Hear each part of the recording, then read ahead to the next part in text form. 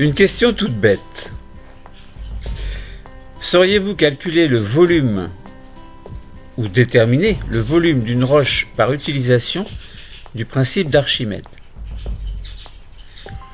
Partons du principe que tout objet plongé dans un liquide subit une poussée verticale de bas en haut égale au poids de liquide déplacé. Et c'est bien là la poussée d'Archimède qui est mise en avant. L'objet va donc apparaître plus léger. Pourquoi? Eh bien parce que le liquide le pousse vers le haut et annule une partie de son poids. Alors comment faire? Imaginons, vous avez un échantillon de roche. Vous voulez déterminer sa densité. Nous allons essayer d'appliquer cette méthode. Donc, vous avez un objet qui est un échantillon et vous avez le liquide qui sera utilisé, qui sera de l'eau douce. Imaginons grand P, le poids réel de la roche à sec.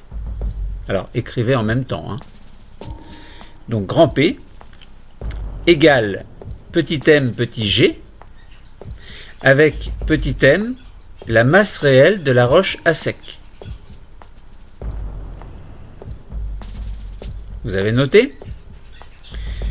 Ensuite, soit P', le poids apparent de la roche dans l'eau, avec P' égale M', G, avec M', la masse apparente de la roche dans l'eau. M' sera donc plus faible que M. Notez encore, soit P indice grand A, la poussée d'Archimède, et P indice, alors grand P indice grand A égale petit m indice grand L, G, donc fois G. Avec petit m indice grand L, la masse d'eau déplacée. Notez maintenant que grand P égale grand P' plus grand P indice petit a. Donc, grand P indice grand A, alors tout à l'heure c'est grand P indice grand A. Donc, grand P indice grand A égale grand P moins P'. Égale petit m petit g moins petit m', petit g. Égale encore, si on factorise, petit g facteur de petit m moins petit m', et vous fermez la parenthèse. Et, d'autre part, petit g facteur de petit m moins m', fermez la parenthèse évidemment, égale petit m grand L fois petit g. D'où petit m grand L égale petit m moins petit m'. Nous utilisons de l'eau douce.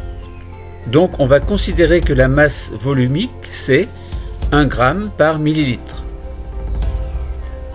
La masse d'eau déplacée, petit m grand L, nous donne donc le volume d'eau déplacé par l'échantillon de roche immergée, donc le volume petit v de cet échantillon.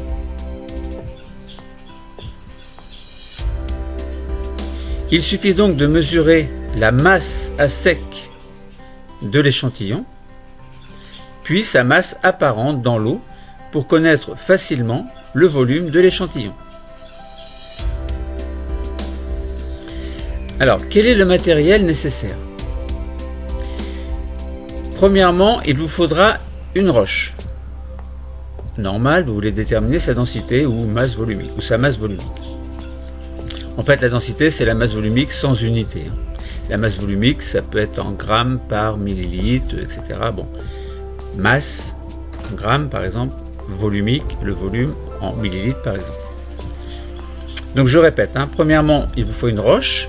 Alors, vous prenez le poids que vous voulez, pas trop faible quand même. L'idéal serait de 500 à 800 à 1000 grammes à peu près. Donc, vous pouvez réunir plusieurs échantillons de la même roche également. Deuxièmement, il vous faudrait un fil relativement fin, pas lourd en tout cas, mais un petit fil, voilà, une ficelle de cuisine par exemple. Et on va considérer donc que la masse de ce fil est négligeable. Troisièmement, il vous faut une petite balance électronique avec une faible résolution, 5 grammes par exemple. Quatrièmement, il vous faut un statif avec un bras, de quoi fixer la ficelle qui sera elle-même fixée à la roche tout à l'heure. Cinquièmement, il vous faut une masse pour stabiliser le statif. Par exemple, vous pouvez prendre un poids de 5 kg, un poids de 3 kg, etc. Il faut le poser sur le statif pour que le statif ne bascule pas sous l'action du poids de la roche. Parce que si le poids de la roche fait 500 grammes, par exemple, et votre statif il va tomber, et votre roche elle va tomber, vous ne pourrez pas faire la mesure. Donc sur le statif, sur le socle en fait qui est du statif en fait, vous posez un poids qui soit supérieur à la masse de la roche. Par exemple, si vous avez une roche de 500 grammes, vous contrebalancez avec un poids par exemple de 1 kg, admettons. Ça suffira. Ensuite, sixièmement, il vous faut un récipient dans lequel l'échantillon de roche va être immergé en entier sans toucher les bords. C'est-à-dire sans toucher les bords ni le fond. Donc, un petit seau, par exemple, un récipient quelconque qui sera suffisamment large pour contenir la roche. Alors, comment allez-vous faire? Quel protocole allez-vous utiliser? Eh bien, vous allez attacher, donc ficeler l'échantillon avec la ficelle pour pouvoir suspendre au statif. Puis, vous allez allumer la balance, vous allez suspendre l'échantillon et vous allez noter sa masse réelle à sec. Ensuite, vous allez décrocher l'échantillon. Décrocher l'échantillon. À l'aplomb du peson, vous allez placer un récipient contenant de l'eau. Alors suffisamment d'eau pour immerger la roche, mais évidemment il ne faut pas que ça déborde. Donc vous faites un essai avant, il ne faut pas que l'eau coule évidemment.